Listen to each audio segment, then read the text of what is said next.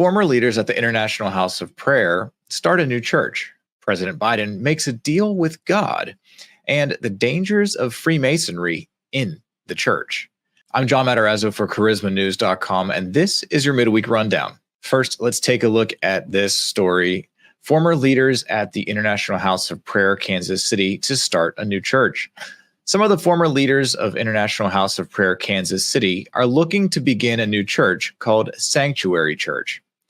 Isaac and Morgan Bennett and Matt Chandler filed for the incorporation of the church on April 18th. Isaac and Morgan Bennett were pastors at Forerunner Church, and Chandler was the president of IHOPKC's university. In the Articles of Incorporation, the assets are listed as being distributed between Hope City and Tiquan Ministries if the church was to dissolve. However, Tiquan Ministries does not know why or desire to be listed as a beneficiary. There's more to that story, so click the link in the description below.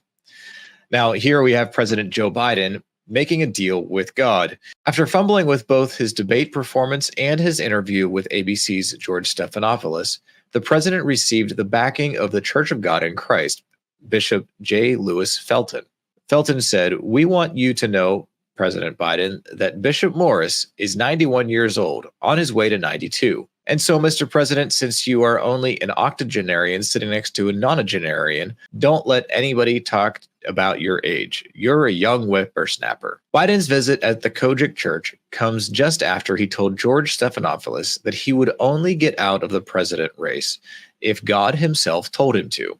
If the Lord Almighty came down and said, "Joe, get out of the race," I'd get out of the race. The Lord Almighty is not coming down, Biden told Stephanopoulos. Check out more in the description below to see this full article. And our top story right now, the dangers of Freemasonry in the church. Exposing the occult in churches and secret societies.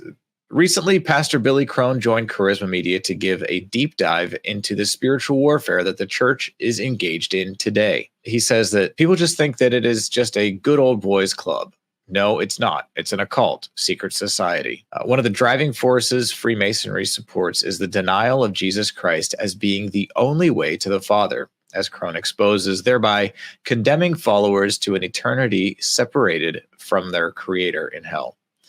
And they don't call heaven, heaven. They call it the Grand Lodge in the sky. This was a very insightful interview, and I encourage you to read the article as well as watch the video. I'm John Matarazzo for charismanews.com.